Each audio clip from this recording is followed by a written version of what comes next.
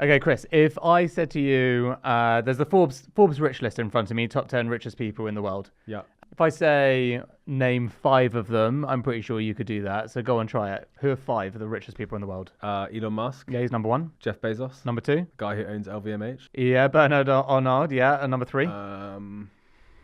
The guy who owns Nvidia.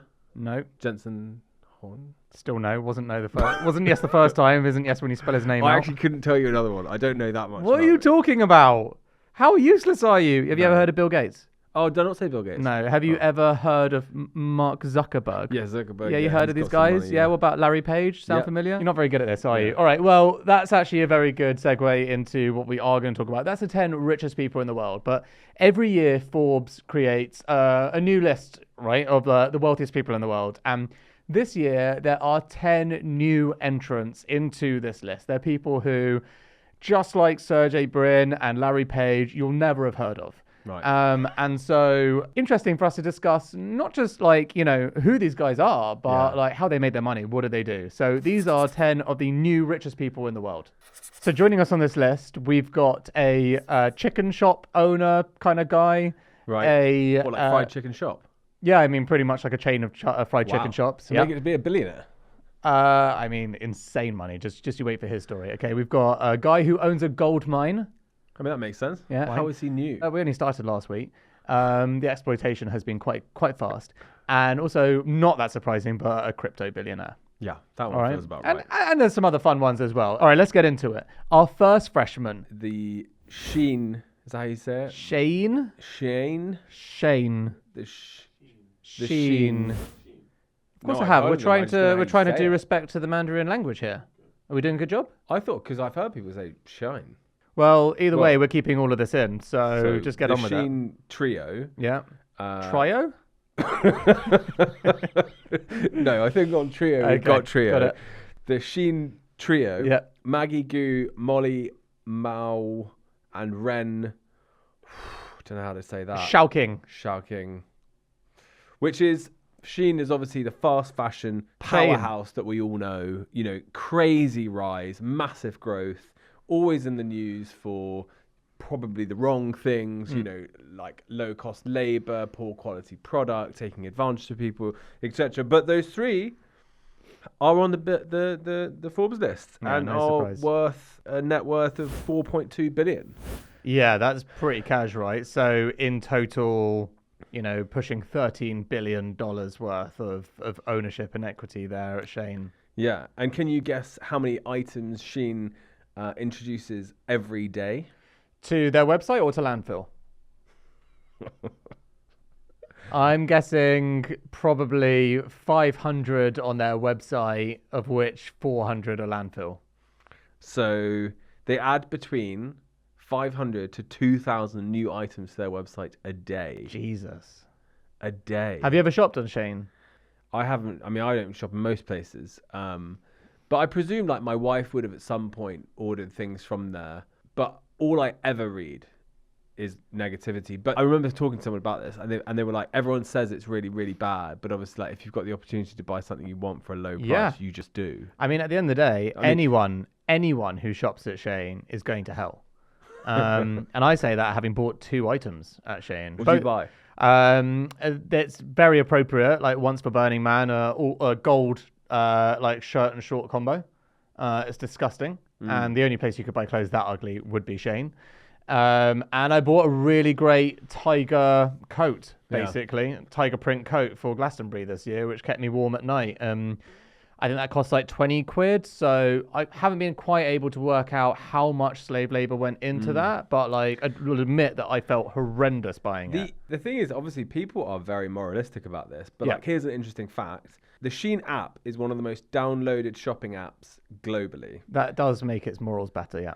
A fact is approximately 229 million downloads across iOS and Android devices, which surpasses Amazon and many other retailers. That is incredible. Well, I guess I'm going to heaven after all. The people that are calling it out must be the smallest minority ever, because everyone else is buying from it. Oh, it's not that, mate. It's pure hypocrisy. Their entire audience base are Gen Zs who are like constantly like, you boomers are ruining the world and blah, blah, blah, blah, blah, and then spending all their money on Shein.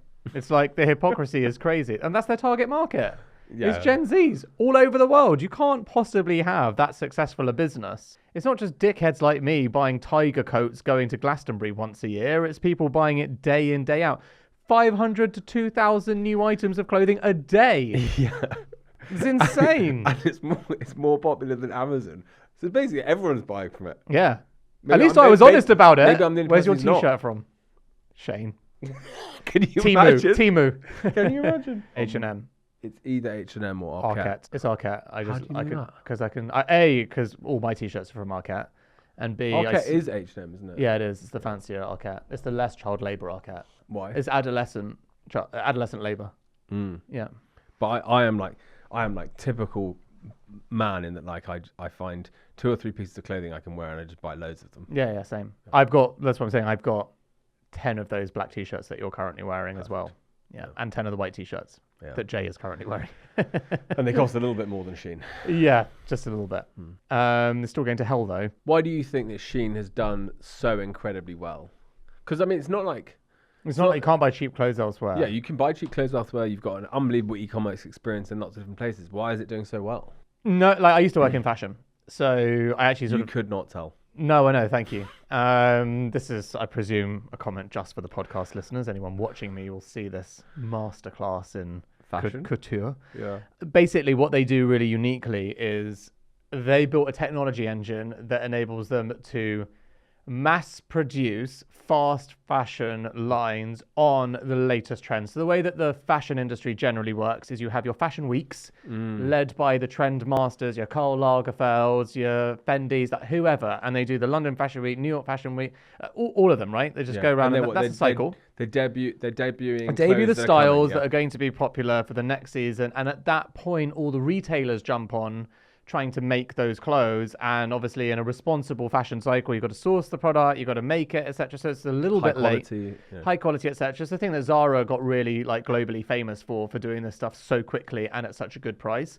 Shein have just taken that to another level. So the speed at which they do it and react to trends is like a factor. There's even like an Instagram trend now that isn't even runway fashion, but they can see that it's popular and they can turn that into clothing in every size for a fraction of the price you can get it anywhere else and shipped globally, so long as you're willing to wait like 7 to 10 days on shipping and pay the import tax. It's an insane model, and it's essentially only possible through technology. Right, so that is like low wages. Yes, both software technology and manufacturing capacity, and then insane low wages. Obviously, places like China where that is just the norm. It's not possible in most places of the world to create that engine and then just ship it out.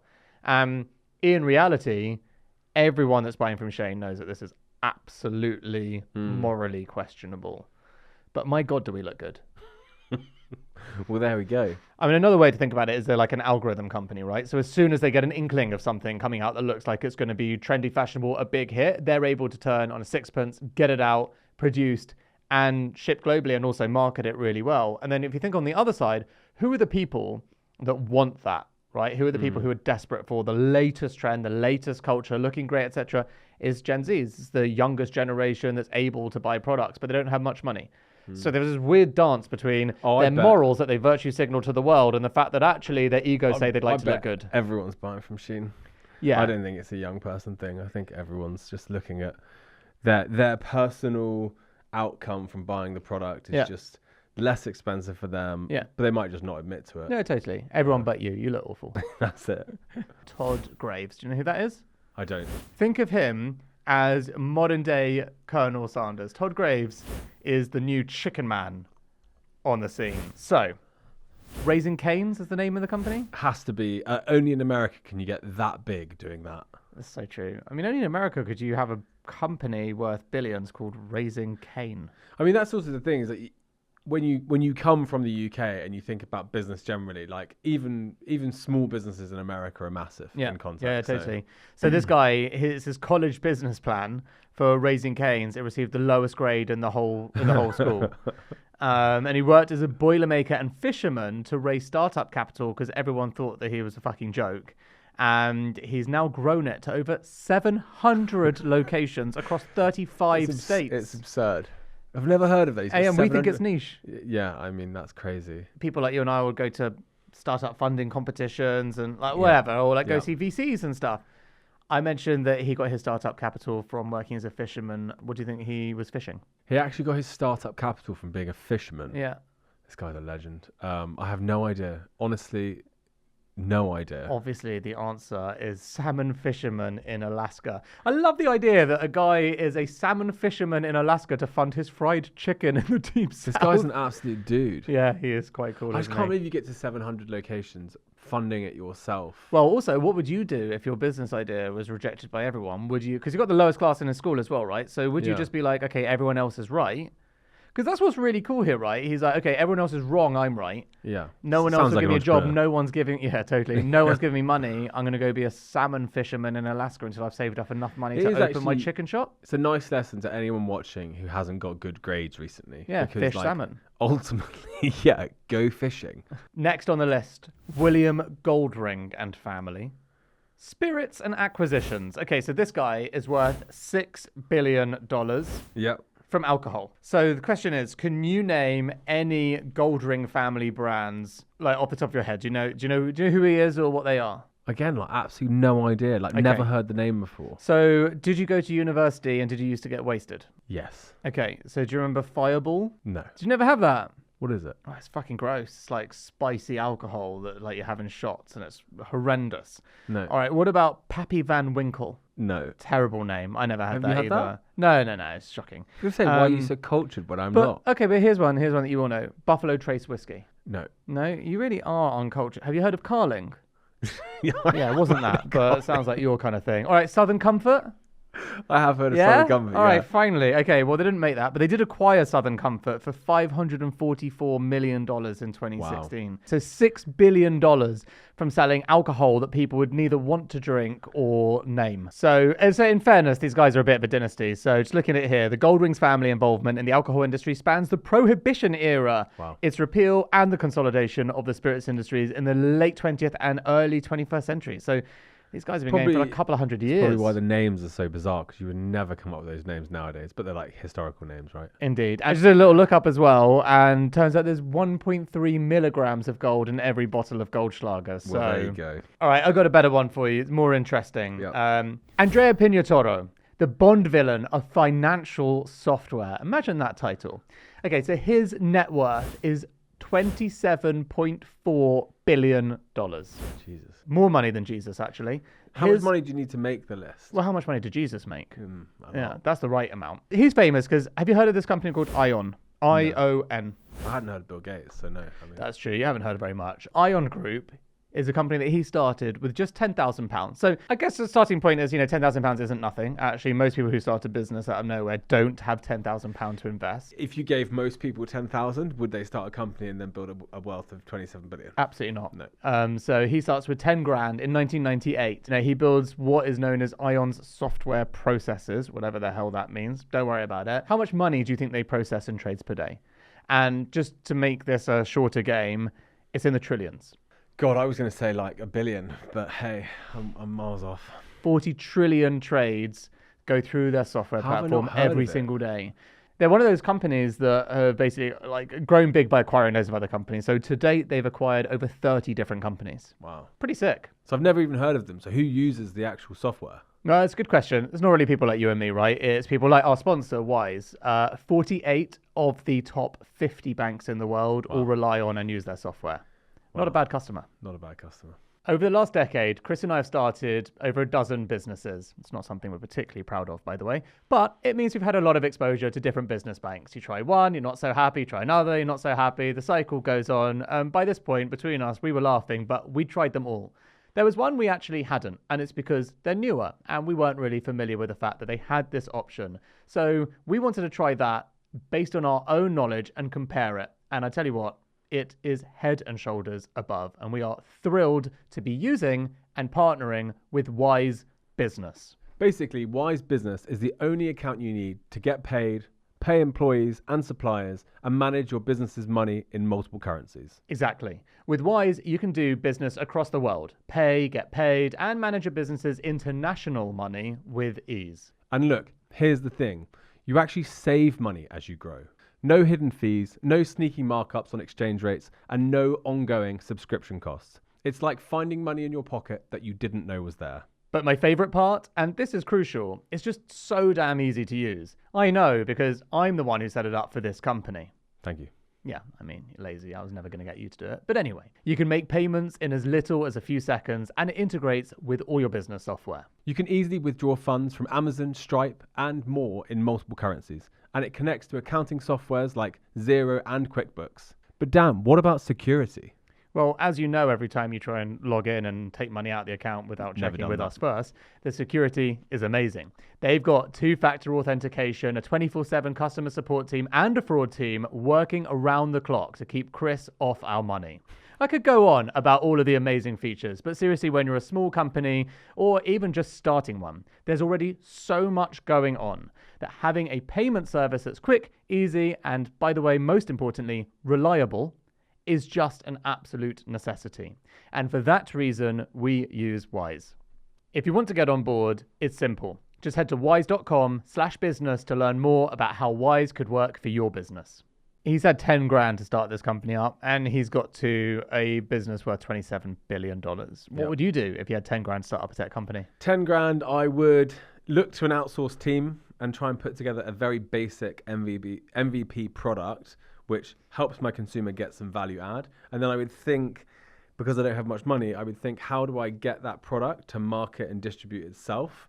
Like, how would I make a viral mechanic that someone wants to recommend the next person that uses it, or that I could maybe piggyback another existing business or network, because $10,000 is not going to get you far at all. And I would need to predominantly have all of my team being in, like lower cost countries on the technology side. So basically, you're a small picture thinker. Yeah. Tiny. No Pignatory for you. All right, so that's one. Who else have we got on the list? So new to the list is Giancarlo Devasini, who's gone from plastic surgeon to crypto kingpin with a net worth of 9.2 billion.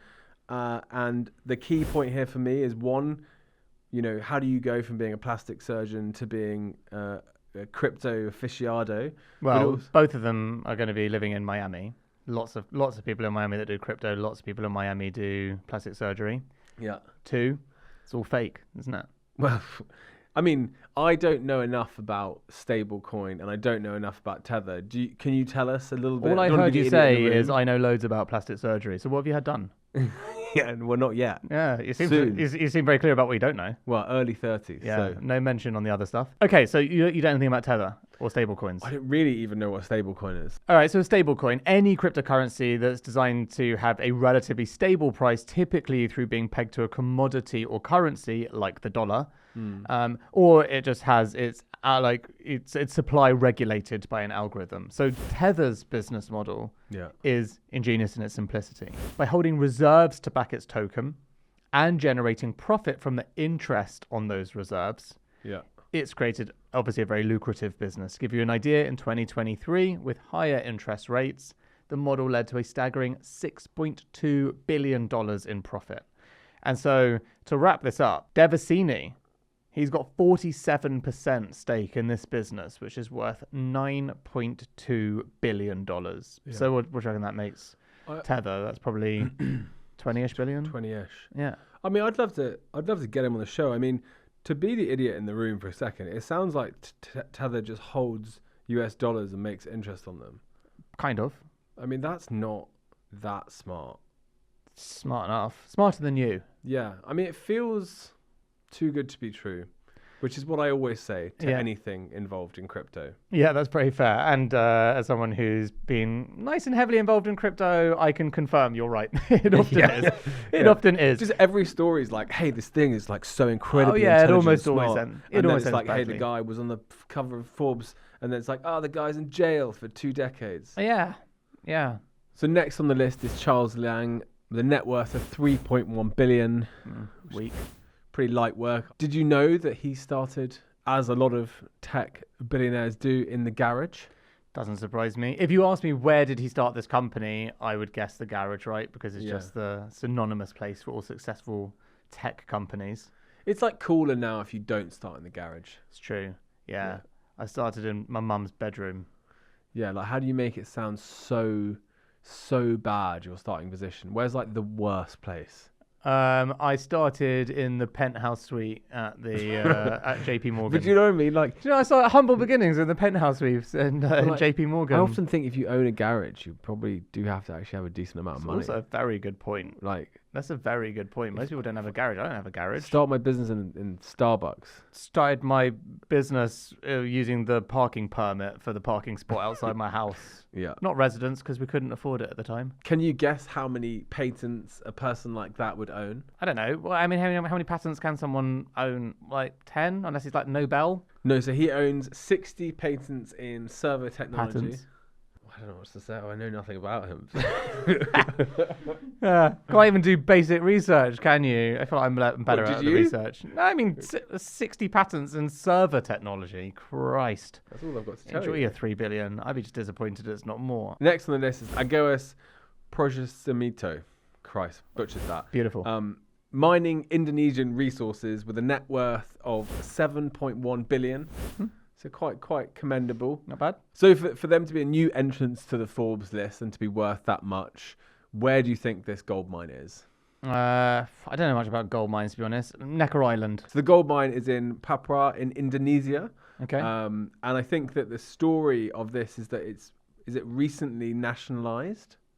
And so the family have taken ownership over the mine recently.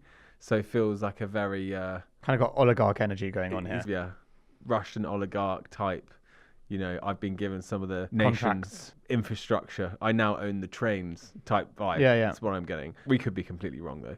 Can you guess how much copper and gold this mine produces annually to be making that much? I don't know how to, quantify these things. Like, millions of... I don't know what metric, but millions. The Grasberg mine produces approximately 31 tons of gold and 453,592 tons of copper annually. Christ. Thing is, I don't even know if that's a big mine. Sounds like a big mine. Yeah, but, so run-of-the-mill mine. Tiny mine. Yeah, it's true. I mean, he's only worth 7.1 billion. Yeah, small fries. So what would you say to becoming an oligarch? It didn't really line up with my ethical practices or beliefs on the world. So someone gave you a gold mine, you're saying no? I know that you'd say yes. I'm just saying that wouldn't be right for me. Well, I'm not answering the question. No, that's true. I would abstain. I'd have fun staying poor, Is that as true? the saying goes. Someone goes, here's a gold mine in the UK. You're like, nah, can't do it. What would I do with a gold mine? Mine gold. Yeah, I just feel like it just sounds like more trouble than it's worth owning a gold mine, a literal gold mine. Promesamito built his fortune primarily through strategic investments in Indonesia's mining and energy sectors. His key asset is a minority stake in Aman Mineral International, which owns the second largest copper and gold mine in Indonesia. Yeah, I guess that'll do it. That will do it. Well, aspiration for all of us kids out there. Just own a gold mine. Go own a gold mine, guys. Rip up the business plan. Yeah. Who needs product market fit? Perfect. All right, so next on the list, we've got the Shawling sisters. Okay, so these ladies have just inherited $5 billion each from Daddy. $5 billion each. Yeah, so Daddy Melker Shawling has built his empire during Sweden's economic boom in the late 20th century, which I'm sure you're an expert on. He capitalized on the country's strong industrial and technological sectors. Thanks for that information, That is Forbes. incredibly broad. Yeah, so broad. But basically, he's a rich Swede and his name's not Daniel Ek. I guess that's all you really need to know. So they inherited $5 billion each. $5 billion each is what they passed down. Yeah, exactly. And also, Sweden is a high tax place, so we have to assume their inheritance tax is fucking serious as well. Okay, they inherited their father's business empire after his passing in 2023. They control Melker Shawling AB with stakes in major Swedish companies, Chris. And their portfolio includes, you're going to love this, security, lock manufacturing, and, wait for it, the specificity, thank you, Forbes again, industrial companies. Wow. Yeah, broad. That's a lot of info. What would you do with $5 billion if you just inherited that from Daddy? Wow. I mean, it's an interesting one, isn't it? Because your whole, my whole purpose and what I'm doing right now would be rocked by getting $5 billion. Even though I am where I am, I still would get the money, and you would be like, oh, what is the point in pursuing my pursuits? Well, you only pursue money, so surely that would be... Wouldn't you getting $5 billion inheritance just be enlightenment? Well, I mean, what would you do? Because it makes you think, doesn't it? Like, if I'm going to pursue any business, the outcome would have to be very significant to even put a dent into the money I already own and could make from interest. And it's, it makes you think, like, if you had kids and you're a wealthy guy and you're gonna and you obviously have a kid and you're obviously gonna have a situation where you leave money to your kid and give money to your kid. Like, how much do you give to them? Because like it's like I was thinking 4 bill. 5 is just a 4? bit aggressive. Yeah, 4 bill. It's uncouth. That's what I don't like about it. But It's not classy. It's not demure. A lot of yeah, not cutesy. A lot of billionaires aren't leaving their kids loads of money. No, Die with Zero, which is a great book, strongly recommend, is fantastic. It's just like, what is the point of hoarding all this money? Just spend it, give it to charity, have fun, don't give it to your kids. They don't really need it, and it won't teach them good things. There's a lot of very wealthy people who are doing the opposite of the Shorling family. Okay, well, can you guess which industrial sectors the Shorling sisters have invested in through their family holding company? So this is them now investing. Yeah. I bet they have a business manager that was like, your dad would have invested in X. 100%. But it would have been in when I tell you the answers, like you're going to realize how right you are. Electricity, locks, security. Yeah, you're pretty much right. And also, don't forget advanced polymer compounds. Don't know how you left that off. I was going to say it next. Why didn't you mention specialty vegetable oils and fats for the food industry? You are just an amateur. It's You're like an working idiot. with an amateur on this. It's unreal. Good luck to them and their really endearing investment strategy. It just warms the heart. So next up is the Chow family. Never heard of them. We have, well, you're about to. Yeah.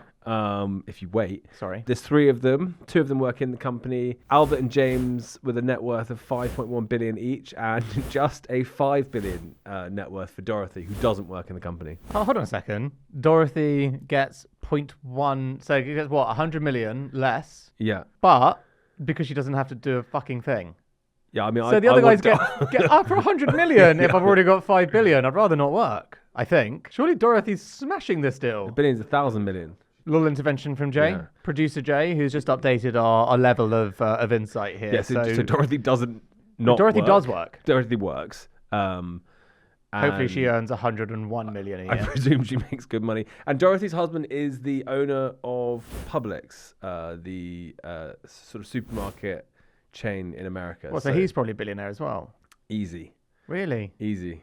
Christ. That's what you do, though. When you are a billionaire, you marry another billionaire. Yeah, because you don't really need to do things like character and personality. It's just checkbooks. Yeah. Makes sense. So, Dan, what do you think the petrochemicals are used for that the Chow family are involved in? I'll be honest, my petrochemical knowledge base is lower than I would have wanted for a conversation like this. Yeah, Vaseline? Petrochemicals are commonly used in plastic bags, food packaging, and any sort of squeeze plastic bottle that you'll see. And so I feel like the Chow family have played a good card there. They're kind of in everything that you wouldn't expect to be big wealth building. Fair play to them. I'm not sure I'd want that kind of wealth if that's how I made it. It's boring as fuck, isn't it? And it's plastic. Yeah. World's moving away from that. Yeah. Wow, Dorothy got out at the right time. The company's called Westlake. Did you know Westlake was founded the same year that Microsoft went public? Is that your trivia fact for me? That's it. That's all I've got for you. Why would I care about that? Well, I'm just saying, did you know? No, I didn't know. But I didn't know what petrochemicals were, really. I definitely wouldn't know that they went, they were founded the same year as Microsoft went public. But good luck to them with their billions. They're plastic billions. The only real lesson to learn here is marry up like Dorothy. Yeah. Is the lesson not like, if you talk to young entrepreneurs now, they're all talking about building like, tech businesses. Is it not like getting into some serious product businesses? No, I think the thing that we're learning from this rich list is get into petrochemicals. Gold mines would be like another great shout. Be an oligarch. Dodgy crypto leveraging and fried chicken. Yeah. Fried chicken. That's the takeaway. Dream and believe, kids. Yeah. So the next person on the list is Renuka Jagtiani. She's got a net worth of $4.8 billion, so just under 5 bill. Wow. This is an interesting one, right? So technically speaking, Renuka is running this company called the Landmark Group. right? To give you an idea, it's a big, like, mall-related business. They got lots and lots of different brands and stuff. Where are they in the world? In the Middle East predominantly. But they are in 24 different countries. So they've got 2,200 stores across 24 countries. Huge operation. So it's huge. Over 30 million customers annually as well. So it is a serious business. And on the face of it, you could be a bit like, the narrative is interesting here, like reading the Forbes stuff. So she's inherited that money. Husband is the founder. He's died recently. She's now running it. So tons of pressure. So could fall into that trap of like, all right, it's inheritance money, not really self-made. But the context, she actually married him in the 1980s in an arranged marriage.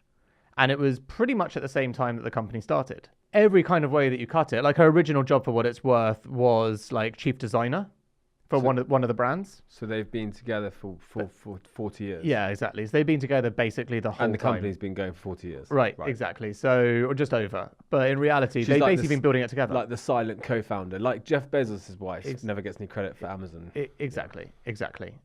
So in reality, I think that's like a fairer view of her. And now she stepped into that role and she has to run it. She probably has very good insight into how to do that anyway, like by osmosis. But I feel like she's really earned that 5 billion.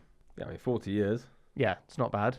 Is your conclusion all these new rich people? Mine is, fuck me, basically just inherit money, make a gold mine, make it rich in crypto. We talked to Jay before the show, and like the amount of people who had entered the rich list through just inheriting money was slightly mind-blowing. Yeah. And it's like it's a terrible indictment of the time, isn't it? Where like so much money has been, especially over the last decade, like extracted from lower class and middle class people to the super wealthy who are now hoarding, keeping and transferring that money on. And you get like whole generations of people who now are on the fucking rich list. They've not done nothing, but they've certainly not done enough to deserve to get there. It does make you question a lot of the time, like what's the advice to young people off the back of that list? Like, I think not that cynical. It's get really interested in petrochemicals, isn't it? Yeah, but like 50 years ago. Yeah. What's the petrochemical of today? Being really good at making things out of paper would be the equivalent, wouldn't it? Because they do like squeeze bottles, they do plastic bags, that sort of thing. Like it's making shit out of algae. Yeah, exactly. Like make plastic bags out of algae, and you will be the next billionaire. Yeah. We're probably not going to do that. Just talk into microphones and make content. Yeah. Kids. Keep it in the mills, not the bills. Right, okay, so out of the whole list, you've got 10 people on this. Yeah. Who would you most like to get onto the show if you could interview them? Who's the one that you'd love? The salmon fisher turned fried chicken extraordinaire. Do you remember the name of the company? I don't. Yeah. Raising Cane. Raising Cane, still, again, madness. I would love to have them on. I think that would just be... I'd love to know where that name comes from. Raising Cane, so random. I know. His name of his dog. Raising Cane, even raising part. I know. So this is a guy that like sold fish to make chicken with a and dog name. It's like KFC, just right? completely weird. It's like a KFC. Yeah, it's chicken fingers. Yeah, I think my one I'd most like it's got to be the Shein trio. It's a fascinating business, and also just upending Amazon and making Amazon sweat because you've executed so well. Yeah. Just kind of like at the point where you think e-commerce is at its maturity and nothing that already exists could possibly ever be dislodged. Yeah. Right? They are flying, and that is an insane thing for entrepreneurs to do to even possibly go against Amazon. It would also be nice to say, like, if you were able to get them on, you'd ask the question, like, how do you respond to the negative, points? Like, how do you respond to all these negative claims? Like, what's your take on it? Yeah, and they would say it's all censored in China, so we don't get to see it. They would have an incredibly good PR response, but it would be nice to have that conversation. Yeah, it would be. All right, that's it for the rich list. If you want to get on the rich list and you don't want to just marry up or inherit the money, you want to make it on your own, then there are some things we know that can help you get there. So at Secret Leaders, we're trying to cover new business models, new business formats. We're trying to create the most entertaining business show in the world. And what you can do for us is give us a follow, like and subscribe on YouTube, and tell us what content you want us to cover. I'm Dan. I'm Chris. And thank you for watching Secret Leaders. We'll see you next time.